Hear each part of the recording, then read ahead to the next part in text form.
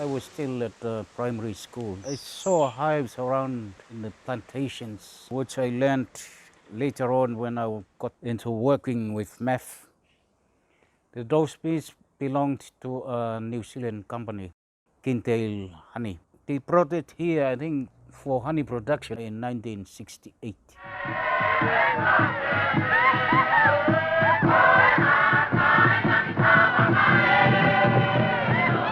It was all scattered throughout the country, from the east to the west. The original bees in Tonga were smaller, but with these bees bringing into the country, they managed to have a crossbreed, I think. You can tell it by just looking at the color of the bees here. I am Robert Kokhan. I'm a retired agricultural officer. Most of my time is spent on keeping bees. It's been about 32 years since I've started. I was lucky enough that a program with the Ministry of Agriculture, they gave me a chance to attend a beekeeping training, which was done in the Cook Islands in 1988. And ever since, I have been a beekeeper. And I think I will be working with bees the rest of my life until I can never go ahead with it. Deforestation has pushed the bees from the plantations over into houses because no one is replanting forest. You get the forest out so that you can plant it with food, but then you never replace the plants. And that's how bees tend to move and find somewhere to stay. And most of the old houses where they used to stay has been brought down by cyclone. Barely any old house for bees to stay in. We are running out of bees, even though there are still some. But I'm very lucky enough that some people call me to come and get the bees out of their houses, which I will do straight away, just to be sure that they are not killed in any way. Very important in terms of Tongan beekeeping, because that's how we would mainly get our bees, through taking them from houses or splits in hives. So it's a really important process. So my name is Deborah Allen and I'm originally from Australia, but I've been living in Tonga now for 5.5 years. Willie and Deborah found me. I think they came along in one of the agricultural show, and my daughter was selling honey. One was a very dark golden syrupy looking honey, one was a light honey. And I'm like, oh my God, Willie, it's real honey.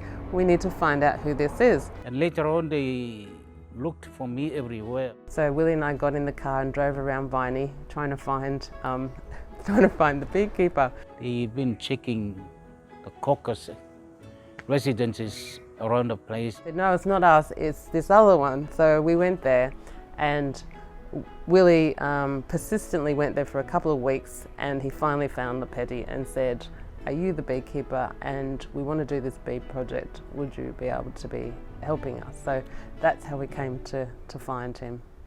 In addition to that, we spoke to the Volunteer Service of New Zealand. They advertised for a beekeeper, and we were fortunate to get a beekeeper, very experienced beekeeper, pretty quickly, and that was David. I'd said to VSA already, if there's anything I can do, let me know. And they initially said, well, not at the moment. And then next week, the beekeeping thing came up, and thought, well, that would be great. I like beekeeping. Why not go to Tonga and do it, and get bitten by mosquitoes. My name's David Cramp, and I'm based at the moment in New Zealand. When I came up to retirement, obviously I've been beekeeping for many, many years in the UK and Spain and New Zealand, commercial beekeeping, hobby beekeeping, and in-between beekeeping. And so I actually had quite a bit of experience, and it just seemed a shame to waste all that experience when it could be used to assist others who didn't know about beekeeping. We went and spoke to Tonga Skills about the necessity to have beekeepers trained, and their primary role is around economic empowerment and training that drives an industry or some kind of skills and talent. So we went and spoke to them and they said, yes, we think it fits within our parameters, put in an application for training. Cabinet met this afternoon to assess the rapidly evolving situation relating to COVID-19. From 11:59 p.m. tonight, we will close our border to any non-residents and citizens attempting to travel here.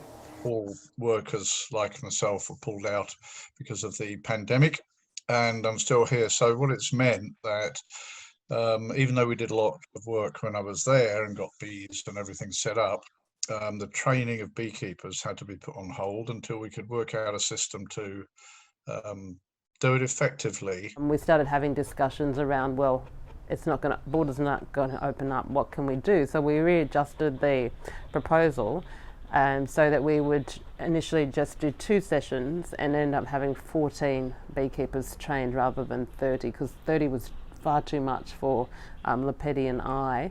And also we're trying this new model with this remote training with David. So it was the first time that had been done.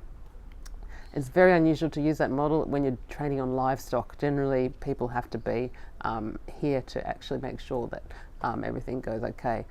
So so we trialled the first session. That's why we only trialled with 4 people, and we completed that. And that was specifically for the site owners. So the 2 at Ancient Tonga, and then the 2 at Bush Cafe. And that was to really also to help Lepeti and I in terms of building up capacity for those owners. And then we decided, yep, that went okay, so we can train 10 people. My name is Saresi Finyanganofo. My name is Liz Cowley-Sullivan. Joe Bahai.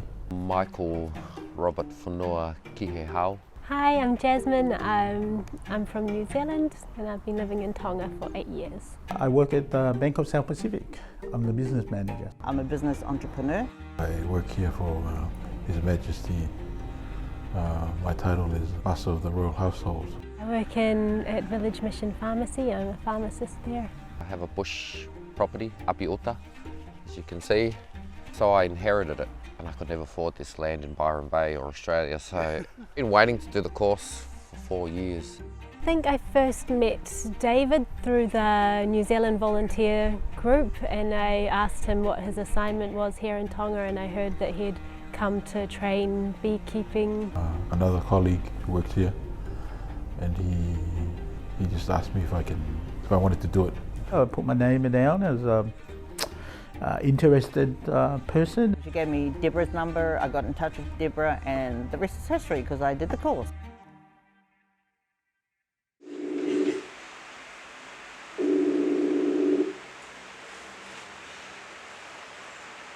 Hello. Hi, Deborah. How are you? Good. I'm just going to turn the volume up a little. Yep.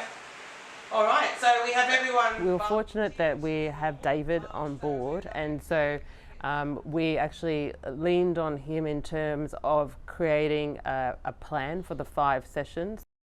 I did a new run sheet for each week and sent it out to Deborah, who was facilitating. And on it, it's, for example, it would say introduction by David, what we're going to do, and then that would be my cue to introduce what we were doing for the week and how we were going to go about it. And learning how to look at a beehive from the outside to see how the colony inside is faring. Lepeti and Deborah will take you through that very well. We did it by messenger video, in fact, which worked pretty well. And even though I think it was a bit frustrating that I couldn't be there, I think we've did an effective job. And then Lepeti would do the practical component and give any local insights as well. It was exciting wearing the bee suit. A little bit concerning seeing the bees. We need some more smoke, I think. I was expecting to be a lot more nervous around the bees and to get stung more, but I was really happy to be able to wear the bee suits and realise that they really do protect you from stings. yeah, I felt really comfortable doing the course and being around the bees, and that confidence grew as the course progressed as well. Feeling comfortable actually looking in the hive and deciding what you see in there and what to do based on that. After 3 days, the eggs hatch, and there the grubs are in different stages.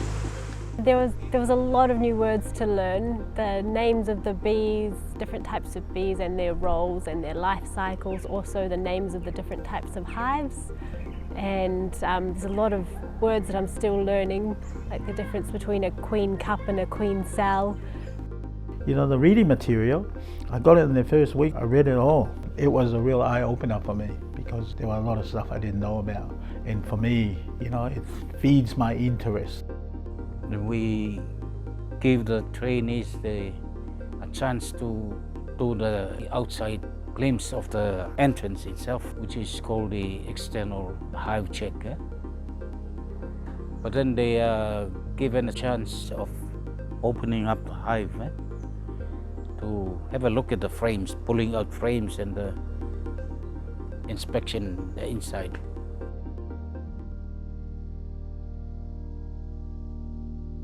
The removal from the house was not planned as part of our lesson. So I spoke to David and Lepeti. I said, well, what do you think? Do we think we should do a class on the removal? Well, David thought it was a great idea that the students should experience that.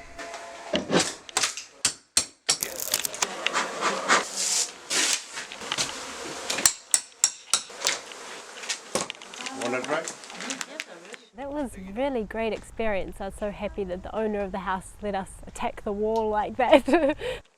It was good to see the process with the smoker, how they take part of the walling off, how they cut the wax to fit into the boxes. Yeah, that was a really nice process, and it was easier than what I thought. Being calm, knowing what you're supposedly doing with experienced people helped a lot, because if you didn't have that experience, I'm sure you end up killing most of the bees and destroying the hive. If you don't have a honey harvester, you hand squeeze the honey. So it was actually showing them a skill that they can use as well.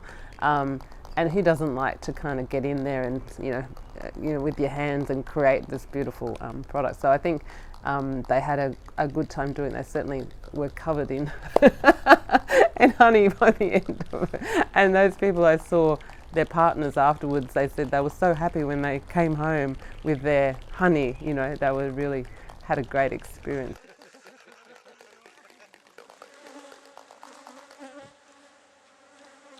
When I grew up, there was a glutton of mangoes, moribeli, oranges, everything, you name it, we had it here.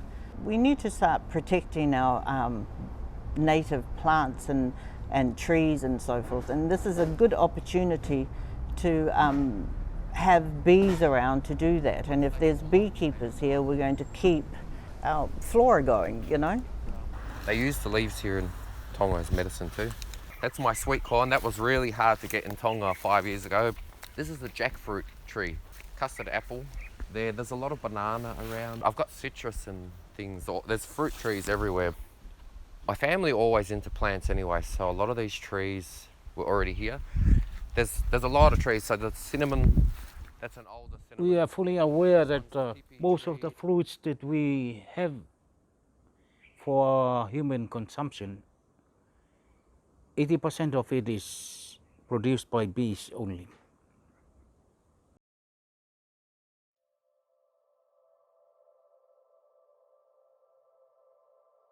Once we've trained the beekeepers, how do we, ensure sustainability and that they have a reference point to continue on with? And I said to Tonga Skills, it's really important that we help to assist to set up the association so that then the beekeepers can move forward without the assistance of Tonga Skills and without OHAI. I think let's get started. Let's learn and work together and share information and go forth. I reckon we'll be a really powerful lobby group, not within ourselves, but in Tonga. You know, so the bees produce enough bees that we can actually sell it commercially and also protect our product and protect our bees as well. I mean, as part of the Tonga Skills priority is around giving people skills that will help them to create livelihoods and economic empowerment. It's not actually going to be just a hobby. I'm actually going to try and get my bees to produce honey so that I can have a niche market to sell honey from my hive. I think we should do our own brand of honey with help from maybe government. Similar to overseas, places have hives that they can take around to people's plantations and leave there to help pollinate the crops. It is something that Tonga can be proud of, to be able to say, you know, we now have Tongan honey, and it's a unique product. Tonga's actually quite lucky in that it has very few diseases for bees, whereas in other parts of the world, like here, we've got everything, you know. So that's what I really want, is for people to use their advantage and keep beekeeping. Yeah, I just hope that we're able to continue and to grow the interest in beekeeping, and to show that it is a sustainable enterprise, really. Yeah, the way it is, I'm so happy that it happened. Yeah, well, I'm still breathing. Yeah, I know that there will be people who care about bees, and for the good of us all, Tonga needs beekeepers. Because more beekeepers means there will be more bees around the place. Yeah?